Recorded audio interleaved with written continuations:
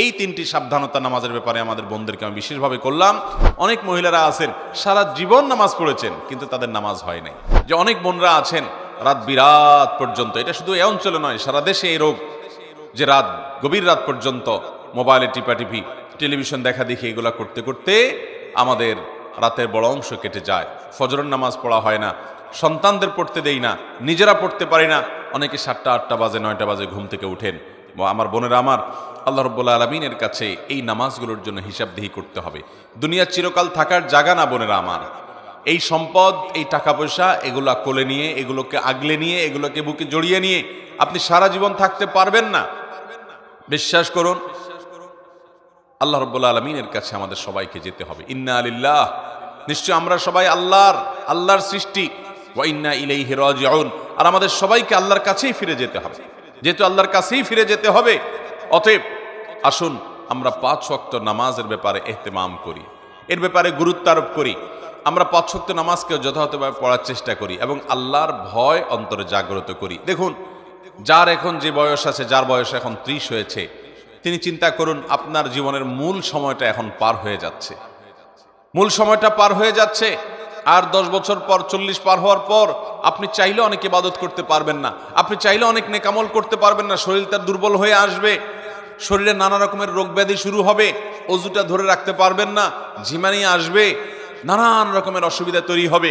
ইবাদতের সময় কিন্তু চলে যাচ্ছে। তখন চোখের পানি ফেলবেন, আফসোস করবেন, কিন্তু ইবাদত আর করতে পারবেন না।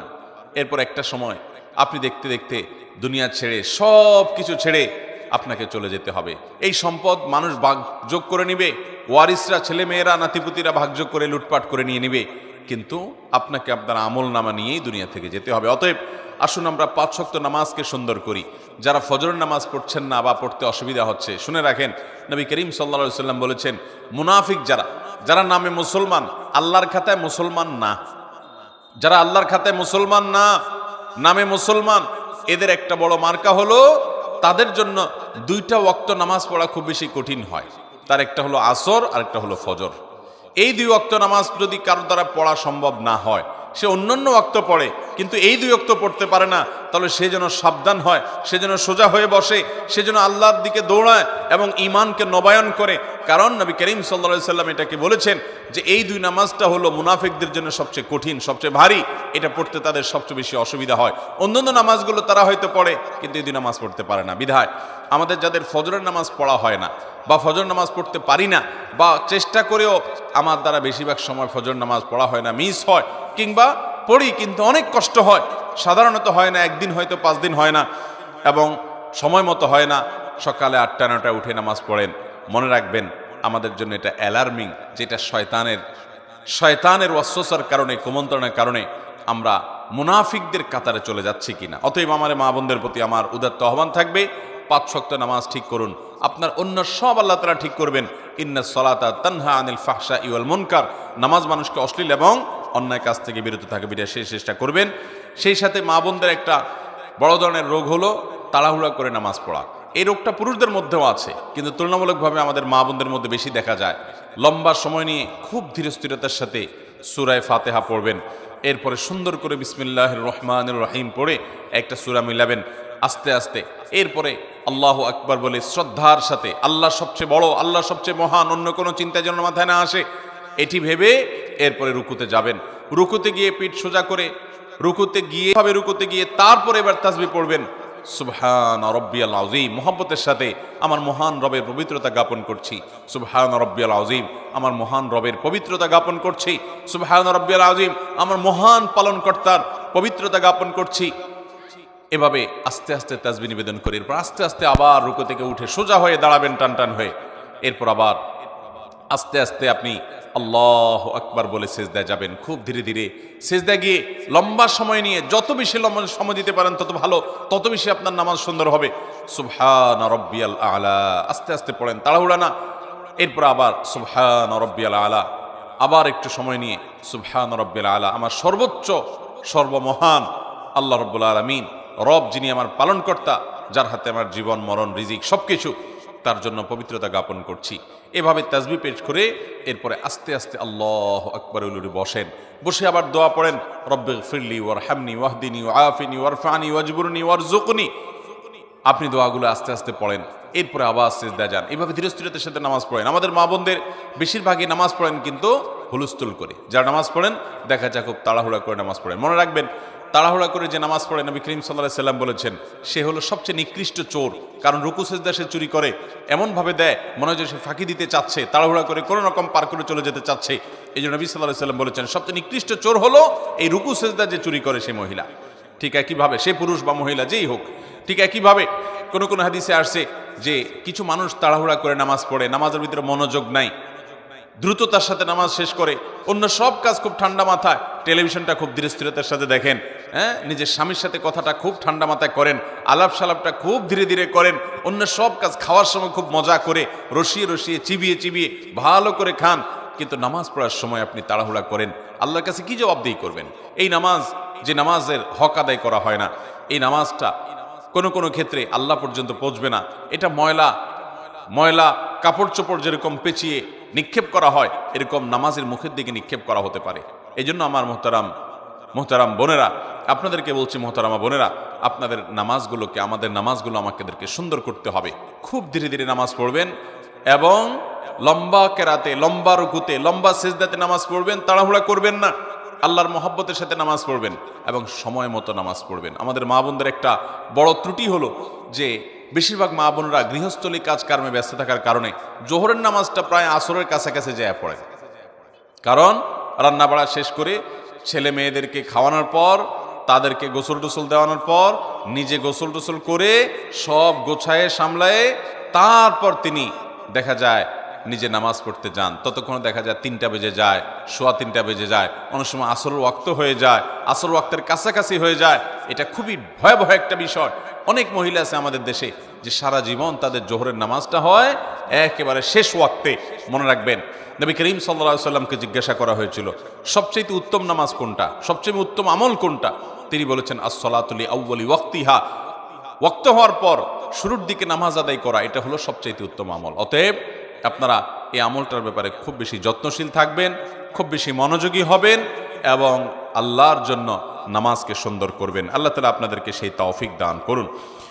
সেই সাথে নামাজের ব্যাপারে আমাদের মা বোনদেরকে একটি বিষয় আমি সাবধান করতে চাই, সেটা হলো যে আপনারা অনেকে নামাজ পড়েন কিন্তু নামাজের একটা ফরজ হলো সতর ঢাকা। এই সতর ঢাকাতে আপনাদের প্রচুর পরিমাণে ত্রুটি থাকে। নামাজের জন্য যে সতর ঢাকতে হবে সেটা হলো পুরুষরা তো নাভি থেকে হাঁটু পর্যন্ত ঢাকতেই হবে, সেই সাথে কাঁধের উপরও কাপড় থাকতে হবে। হাদিস থেকে বোঝা যায় পরিষ্কারভাবে মূল হলো নাভি থেকে হাঁটু, এইটুকু হলো সতর।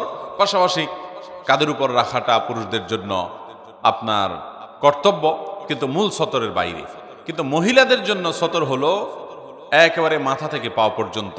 নামাজের সময় পুরো শরীর তাদের ঢেকে নামাজ পড়তে হবে, শুধু মুখমণ্ডল চেহারাটা খোলা থাকবে, 2 হাতের কবজি খোলা থাকবে এবং পায়ের পাতার তলার অংশ এটি খোলা থাকবে। এছাড়া পুরো শরীর তাদেরকে ঢেকে রাখতে হবে, এমনকি গলা, পিঠ, বুক এবং কাঁধ এবং হাতের যে গোছা আছে সেটা, কনুই টনুই, এগুলা সব, এমনকি মাথার চুল, এগুলা সবগুলা কিন্তু ঢাকতে হবে।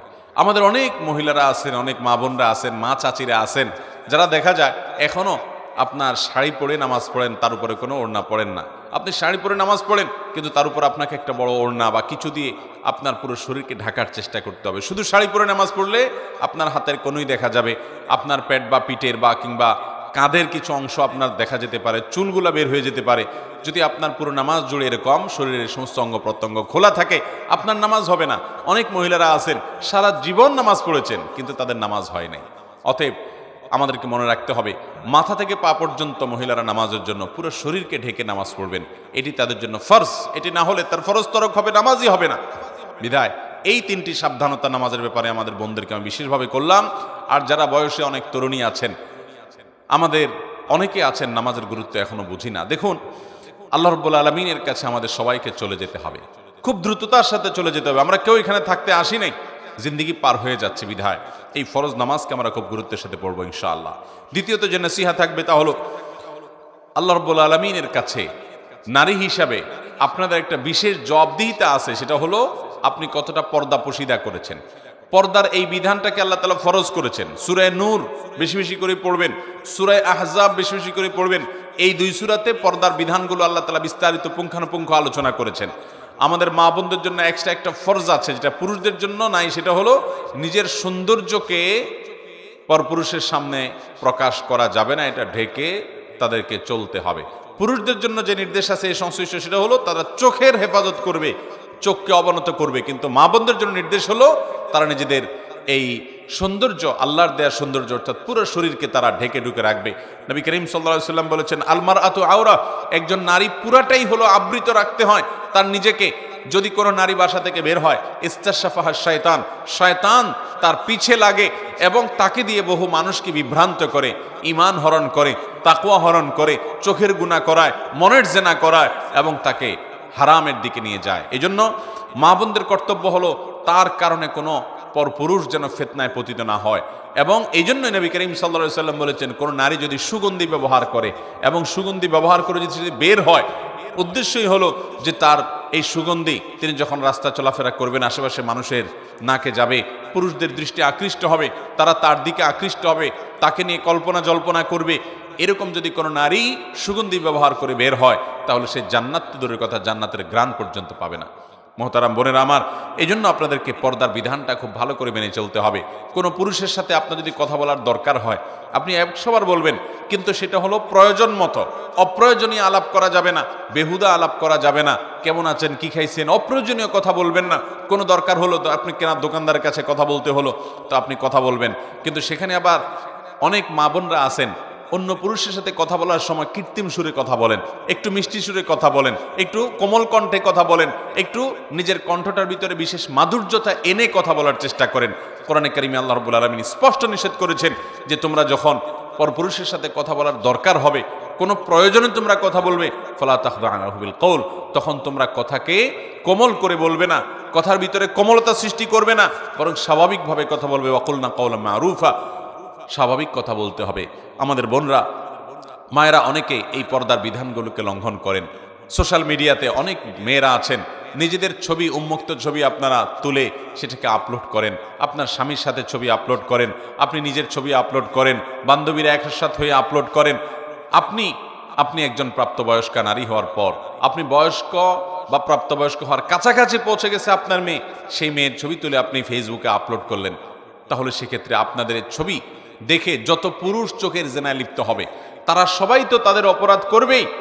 আপনারা যারা নিজেদের ছবি আপলোড করেছেন, আপনি শুধুমাত্র এই ছবি আপলোড করে যত মানুষ চোখের জেনা করছে, তাদের সবার সমপরিমাণ গুনাহের ভাগীদার আপনাকে হতে হবে।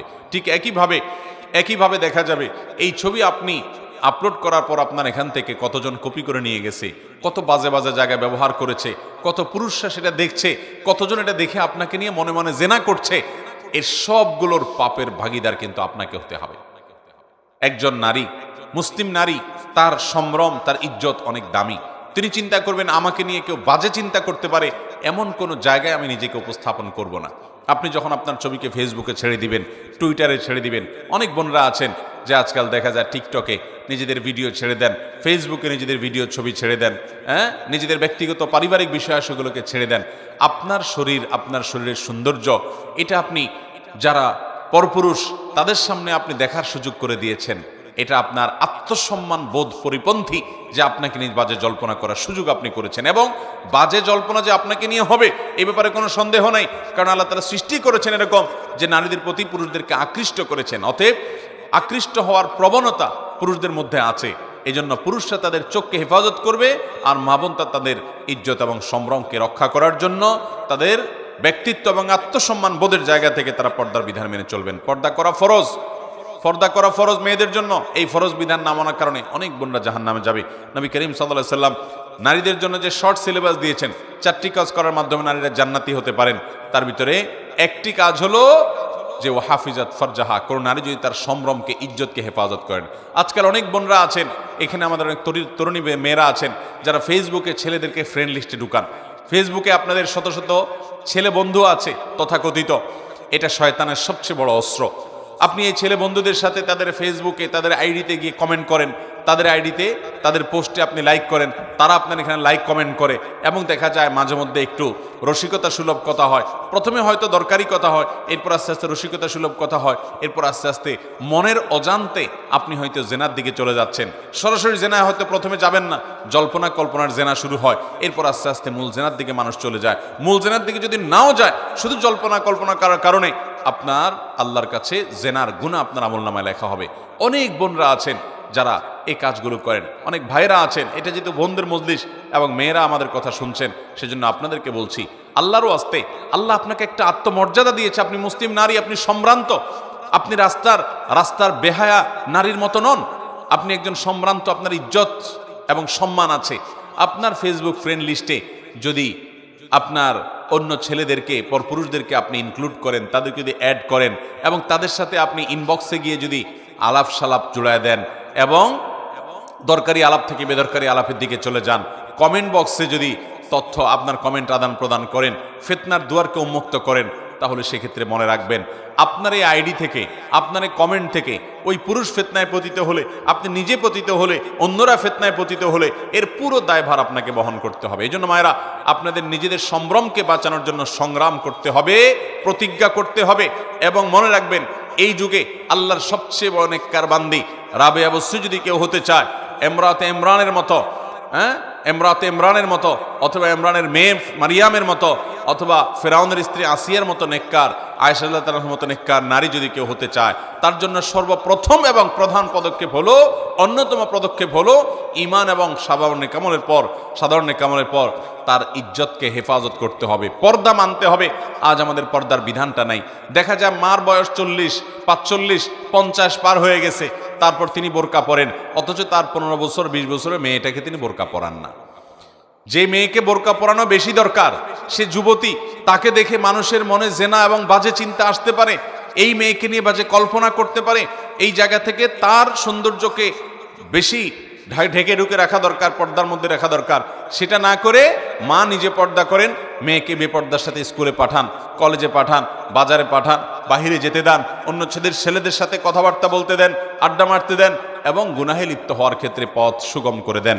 এই ব্যাপারে আমাদেরকে আল্লাহর কাছে জবাবদিহি করতে হবে। অতএব মা বোনরা, আপনাদের জন্য আমার দ্বিতীয় নসিহা হলো, অবশ্যই পর্দা পশিদা রক্ষা করে চলবেন, নিজের ইজ্জত সম্ভ্রমকে হেফাজত করবেন, কোনো পরপুরুষের সাথে বেহুদা আলাপ সালাপে লিপ্ত হবেন না, এবং নিজেদের ফেসবুক যারা ব্যবহার করেন, প্রোফাইলগুলোকে যথাসম্ভব লক করে রাখবেন, যাতে করে আপনার পরিবারের পুরুষ একান্ত আপনার মাহরাম ছাড়া আর বাকি পুরুষরা যেন আপনার সাথে অ্যাড হতে, যুক্ত হতে না পারে।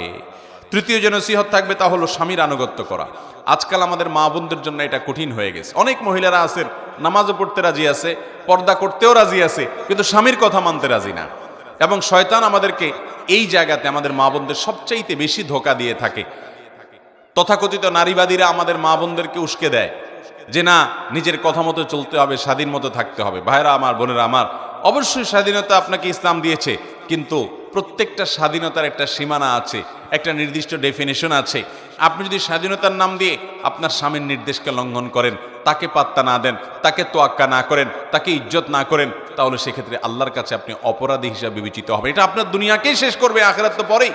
মনে রাখবেন, যারা এই সমস্ত কথার সবক দেয় আমাদের মা বোনদেরকে যে নারীরা নিজের মন মতো চলবে, তথাকথিত স্বাধীন হবে, সেই মানুষগুলোর দেশের দিকে তাকান, ইউরোপ আমেরিকার দিকে তাকান, একটা দেশও পাবেন না যেই দেশে মেয়েরা মুসলিম পরিবারগুলোর মতো, মুসলিম দেশগুলোর মতো সুখে আছে।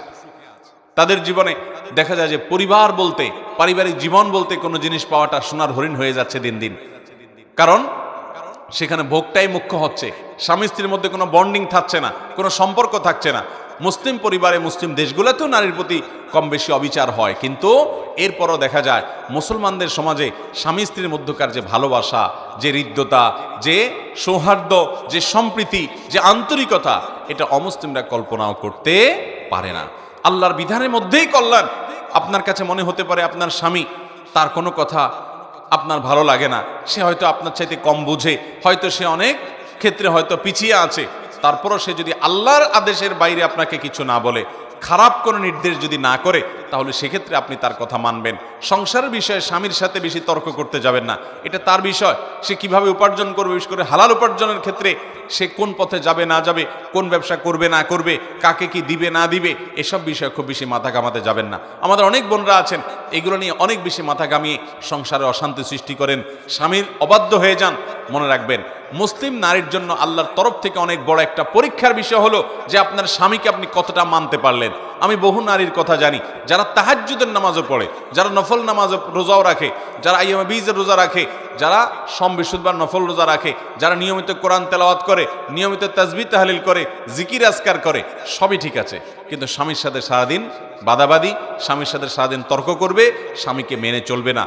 কোন এক সালাফ এর স্ত্রী বলেছিলেন, আমরা আমাদের স্বামীদেরকে আগের যুগের মানুষ রাজাদেরকে যেরকম সম্মান করতো ওই রকম সম্মান করতাম। অতএব আমার মা বোনরা, আপনাদের জন্য এটা আল্লাহ তাআলার তরফ থেকে একটা অ্যাসিড টেস্ট, একটা অগ্নি পরীক্ষা।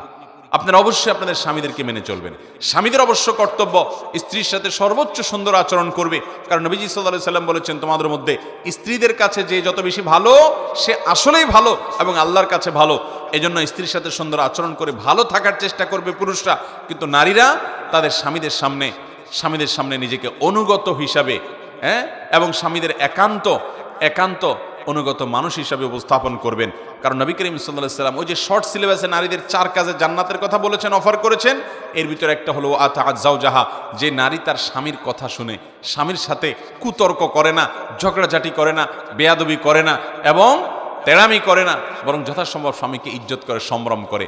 আপনি আপনার কোন রাজাকে যেরকম সম্মান করেন, তার কথাকে যেরকম শ্রদ্ধা করেন স্বামীর সাথে, সেই আচরণটা থাকতে হবে।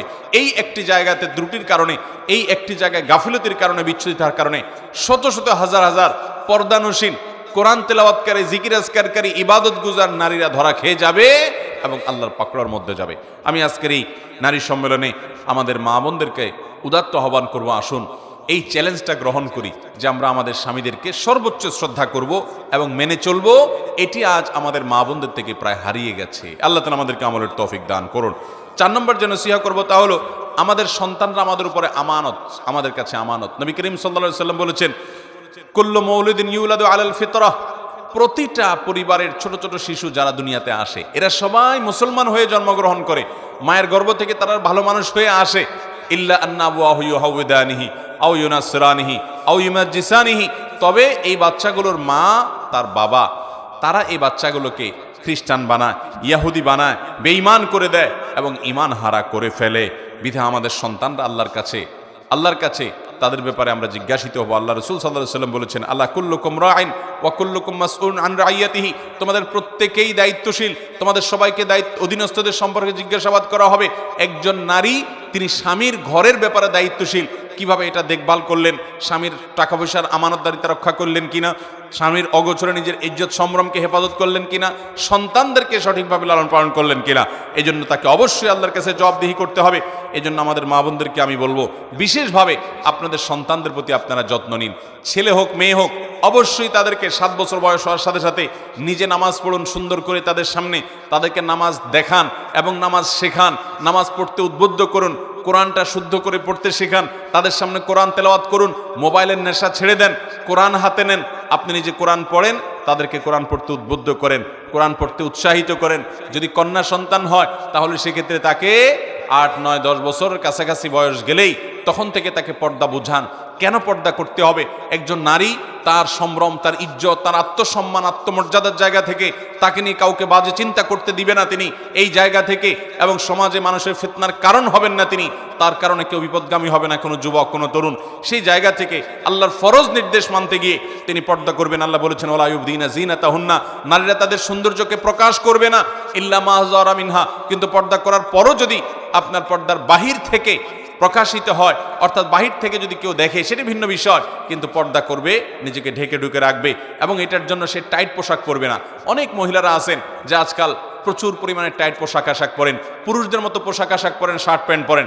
মনে রাখবেন, নবী করিম সাল্লাল্লাহু আলাইহি ওয়াসাল্লাম বলেছেন, লানাল্লাহু আল মুতাশাব্বিহাতু মিনান নিসাই বির রিজাল, ওই মহিলাদের প্রতি আল্লাহ লানত এবং গজব নাজিল হয় যারা পোশাক আশাকে বেশভূষায় পুরুষের সাদৃশ্য গ্রহণ করে। তারা শার্ট প্যান্ট পরে, টি শার্ট পরে, তারা দেখা যায় পুরুষদের মতো চুল রাখে, তারা পুরুষদের মতো চলাফেরা সবকিছু করে, গেঞ্জি ইত্যাদি পরে বাহিরে ঘুরে বেড়ায়। এগুলো একজন নারীর জন্য হারাম। একইভাবে পুরুষের জন্য হারাম করা হয়েছে, তারা মহিলাদের বেশভূষা ধারণ করবে না। আমার বোনেরা, আল্লাহ তাআলা আপনাদেরকে যে নারী হিসাবে সৃষ্টি করেছেন, এই নারীত্বের মধ্যে আপনাদের সম্মান নিহিত আছে। অনেক মহিলারা পুরুষ হতে চান, পুরুষের মতো হতে চান।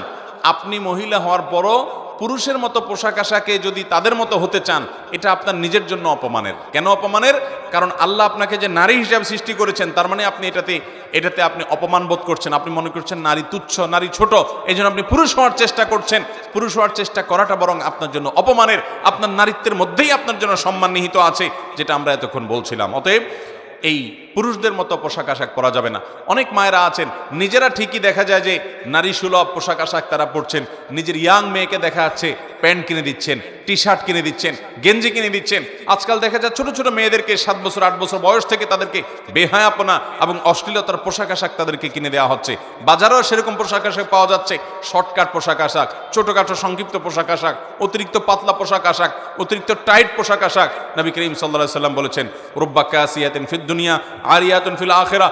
বহু নারী দুনিয়াতে রুব্বা কাসিয়াতুন আরিয়াত, বহু নারী আছে পোশাক পরে থাকে, কিন্তু পোশাক পরেও বিবস্ত্র, পোশাকহীন এবং নিউলঙ্গ মানুষের যে অপরাধ, যে পাপ, সে অপরাধে অপরাধী হয় পোশাক পরার পরও। কারণ তাদের সে পোশাকটা এত পাতলা যে শরীরের ভেতরের অংশ দেখা যায়, এত টাইট যে তাদের শরীর বিভিন্ন অঙ্গ প্রত্যঙ্গ ফুটে ওঠে।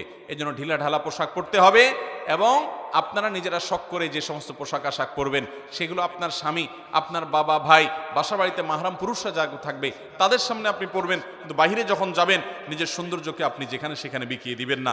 একজন মুসলিম নারী, তার অবস্থানটা সবচেয়ে যৌক্তিক এই জায়গায়, কারণ তিনি বাহিরে যখন যান তার সৌন্দর্যকে রাস্তার পুরুষদের মধ্যে বিলান না, এটা তার পরিবারের পুরুষদের মধ্যে সীমাবদ্ধ রাখেন, এটা তার আত্মসম্মানের জায়গা। অতএব পোশাক আশাক কেনার ক্ষেত্রে এটি আমরা খেয়াল করবো। বাচ্চাদেরকে তরবিয়ত এবং লালন পালনের ক্ষেত্রে মেয়েরা যেন, বাচ্চা মেয়েদেরকে যেরকম বেহায়াপনা পোশাক, অশ্লীল কোনো পোশাক, খোলামেলা পোশাক যেন আমরা না কিনে দেই। তাদেরকে আমরা হিজাব করতে শিখাই, পর্দা করতে শিখাই, সভ্যতা শিখাই, ভদ্রতা শিখাই, আল্লাহর বিধান মতো চলতে শিখাই। আল্লাহ আমাদেরকে তৌফিক দান করুন। বিশেষ করে আমরা যখন দুনিয়া থেকে চলে যাব, আমাদের সন্তানরা আমাদের সবচেয়ে বড় তারা আমাদের আল্লাহর তরফ থেকে নেয়ামত। কারণ আপনি দুনিয়া থেকে চলে যাবেন, আপনার মেয়েকে যদি আপনি কোরআন শিখায় যান, ছেলেকে যদি কোরআন শিখায় যান, তাদেরকে যদি নামাজ শিখায় যান, তাদেরকে যদি দিনদারি শিখায় যান, আল্লাহ এবং তার রাসূলের আদেশ নিষেধ শিখায় যান, এরা আবার তাদের পরবর্তী ছেলে মেয়েকে যদি শিখায়, তাহলে আপনি কিন্তু কবরে যেয়ে এই সওয়াব পেতে থাকবেন। আপনি সওয়াবের গাছ লাগাই দিলেন, ছেলে মেয়েকে যদি মানুষ করে যেতে পারেন। আল্লাহ আমাদের মা বোনদেরকে তৌফিক দান করুন। 5 নম্বর যে নসিহত করবো তা হলো অনর্থক এবং বেহুদা জিনিস থেকে বেঁচে থাকা। আজকাল পুরুষ বলেন, মহিলা বলেন, আমাদের বেশিরভাগ সময় নষ্ট হয় ফেসবুকে, ইউটিউবে, টিকটকে এবং মোবাইলে, হোয়াটসঅ্যাপ ইত্যাদিতে। স্মার্টফোন টিপতে টিপতে আজকে আমাদের দিন যায়, রাত যায়, নামাজ বরবাদ হয়ে যায়, আল্লাহর বিধান থেকে আমরা সরে গেছি। আল্লাহ আমাদেরকে হয়তো দুনিয়ার নেয়ামত দিয়েছেন, এর মধ্যে আমরা হাবুডুবু খেয়ে কিয়ামতের আগে মানুষ এইভাবে আস্তে আস্তে ইমান হারা হবে, আমল হারা হবে, সেটি আমাদের মধ্যে শুরু হয়েছে। মা বোনদের মধ্যে অনেক আরেকটা রোগ আছে, যে বিশেষ করে এক মহিলা অন্য মহিলার সাথে হলে তৃতীয় কোনো মহিলাকে নিয়ে আমরা আলাপ সালাপ শুরু করি। অনেক সময় নিজেদের ঘরোয়া পরিবারের মধ্যে ঘরোয়া সম্পর্কগুলোর মধ্যে আমরা গীবত শেখায় শুরু করে দিই। অনেক মহিলা আছে স্বামীর কাছে শাশুড়ি এবং ননদের বদনামি করেন, আবার অনেক শাশুড়ি আছেন ছেলের কাছে বৌমার বিরুদ্ধে বদনামি করেন। অনেক মহিলা আছে নিজের জারের বদনামি করেন, অনেক মহিলা আছেন পাশের বাড়ির মহিলাকে নিয়ে বদনামি করেন, কানাঘুষা করেন, তার ব্যক্তিগত বিষয় কান পেতে শোনার চেষ্টা করেন, চোখ দিয়ে দেখার চেষ্টা করেন। এই রোগগুলো প্রচুর পরিমাণে আছে। এগুলো সবগুলো কাবিরা গুনাহ, এগুলো সবগুলো হারাম। একজন ইমানদার কারোর পিছে লাগবে না। কে কি বললো না বললো তারটা সে হিসাব করবে, আমি আমার নিজের হিসাব নিয়ে ব্যস্ত থাকবো, কারোর পেছনে সমালোচনা করব না। দেখা যায় যে 2-4 জন মহিলা একসাথে হলেই শুরু হয়ে যায় গীবত, শিকায়েত, কে কি করলো না করলো, বেহুদা কাজ। নবী করিম সাল্লাল্লাহু আলাইহি সাল্লাম বলেছেন, মিন হুসনি ইসলামিল মারই তারকু মা লা ইয়ানি। একজন মুসলমানের ইসলাম সৌন্দর্য হবে, সে ভালো মুসলমান হতে পারবে যখন সে অনর্থক কাজ পরিহার করবে, বাজে কাজ পরিহার করবে, যে কাজ অর্থহীন, যেটা দুনিয়া আখিরাতে কোনো কাজে আসবে না, সে কাজ থেকে পরিহার করবে। অতএব আমার 5 নম্বর নসিহত হলো বোনরা আপনাদের জন্য, যে আল্লাহর ওয়াস্তে আসুন, অনর্থক কাজ আমরা বন্ধ করি। মোবাইল টিপি এটাকে নিয়ন্ত্রণ করেন আল্লাহর ওয়াস্তে। ছেলে মেয়েদেরকে সময় দেন, নামাজ তেলাওয়াতের সময় দেন, কোরআন হাদিস পড়েন। এই মোবাইল টিপতে টিপতে আপনি কি পেয়েছেন? জীবনে কিচ্ছু পাবেন না, সব হারাবেন। অনেকে এই টিপাটিপির করতে করতে স্বামী হারায়, সন্তান হারায়, মানুষের ভালোবাসা হারায়, আল্লাহর প্রিয় পাত্র হওয়ার জায়গাটা হারিয়ে ফেলে এবং দেখা যায় জাহান্নামের দিকে চলে যায়। বিধায় আমরা অনর্থক কাজ করব না, মোবাইল প্রয়োজনে ব্যবহার করব, অপ্রয়োজনে ব্যবহার করব না, অহেতুক ঘন্টাকে ঘন্টা ফেসবুক ইউটিউবে ডুবে থাকবো না। আল্লাহর কাছে সময়ের জন্য জবাবদিহি করা লাগবে। সেই সাথে বউ যারা আছেন তারা শাশুড়ির, আর যারা শাশুড়ি আছেন তারা বউয়ের ব্যাপারে দায়িত্বশীল থাকবেন। কেউ কারোর প্রতি জুলুম করবেন না। আজকে যিনি পুত্রবধূ আছেন, আগামীকালকে আপনি শাশুড়ি হবেন। অতএব আপনি যেন আপনার শাশুড়ির প্রতি অবিচার না করেন, তার প্রতি জুলুম না করেন, তার প্রতি যেন ইহসান করেন, তার দিকটা খেয়াল করেন, তাকে সেবা করেন। শাশুড়ি অনেক উল্টাপাল্টা করতে পারে, শ্বশুর অনেক উল্টাপাল্টা করতে পারে না বুঝে। তারা বয়স্ক মানুষ, আগের যুগের মানুষ, আগের জেনারেশনের মানুষ, তাদের সেন্স আপনার সেন্স একরকম না। এটা বুঝে তাদেরকে ক্ষমা সুন্দর দৃষ্টিতে দেখেন। আপনি যখন শ্বশুর শাশুড়ি হবেন তখন আপনার ছেলে মেয়েরা অনেক স্মার্ট হবে, তারা অনেক আপ টু ডেট হবে, আপডেটেড হবে, তাদের কাছে আপনার অনেক অবস্থানটা অযৌক্তিক মনে হবে। তো এই কারণে শাশুড়িদের শ্বশুরদের অনেক উল্টাপাল্টা আছে, এই সবগুলোকে নিয়ে বিচার এবং সালিশ দরবার করতে যাবেন না, স্বামীর কান গরম করতে যাবেন না, দেখেও না দেখার ভান করবেন, সবর করবেন। মনে রাখবেন সবরকারীকে আল্লাহ তাআলা বিনা হিসাবে আল্লাহ তাআলা জান্নাত দিবেন এবং পুরস্কার দিবেন। ইন্নামা ইউওয়াফাস সাবিরুনা আজরাহুম বিগাইরি হিসাব। আল্লাহ বলেছেন ধৈর্যশীলদেরকে আল্লাহ তাআলা হিসাব ছাড়া প্রতিদান দিবেন। অতএব শ্বশুর শাশুড়ির এই সমস্ত বিষয়গুলোকে সবর করবেন এবং মনে রাখবেন শাশুড়ি তিনি তো আপনার আপন মা না। আপনার আপন মার মতো ওইরকম বড় মন বড় কলিজা হয়তো হবে না, অনেক ভুলভাল হবে। তারপরেও উনি হয়তো আপনার কোনো দেবরের দিকে বেশি টানে, আপনার কোনো ননদের দিকে বেশি টানে, হয়তো আপনার স্বামীর দিকে একটু কম টানে, আপনার মনে হতে পারে। তারপরেও এটা তার জন্য ওজোর হিসাবে রাখেন যে বুড়া মানুষ না বুঝে অনেক কিছু করে, ওনারটা উনি বুঝবে। আমি আমার জায়গা থেকে আমার দায়িত্ব আদায় করব, তারা মুরব্বী হিসাবে তাদের সেবা করা, তাদের প্রতি আন্তরিকতা দেখানো, তাদের পাশে দাঁড়ানো, তাদের খেদমত করা। মনে রাখবেন ইমানদার স্যাক্রিফাইস করবে, অতিরিক্ত অধিকার সচেতন হয়ে সে নিজের কর্তব্য সচেতনতার ব্যাপারে যেন গাফেল না হয়। নিজের দায়িত্ব সচেতনতা বেশি হতে হবে অধিকার সচেতনতার চাইতে। অতএব আমি কি পেলাম এর চাইতে বড় কথা হলো আমার করণীয় আমি কি করলাম, এটা হলো একজন ইমানদারের গুণ হবে।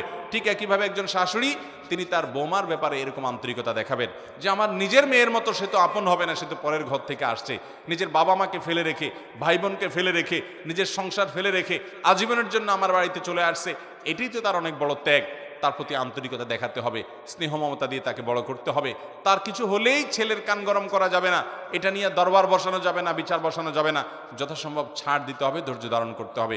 আল্লাহ তাআলা আমাদের মা বোনদেরকে একজন জান্নাতি নারীর যে গুণাবলী, একজন ভালো নারীর যে গুণাবলী, কোরআন যে সূরা তাহরিমের মধ্যে দুজন নারীর দৃষ্টান্ত দিয়েছেন, ইমানদার নারী, একজন হলেন ফেরাউনের স্ত্রী আসিয়া, আর একজন হলেন ইমরানের মেয়ে মারিয়াম, ঈসা ইসলামের মা মারিয়াম।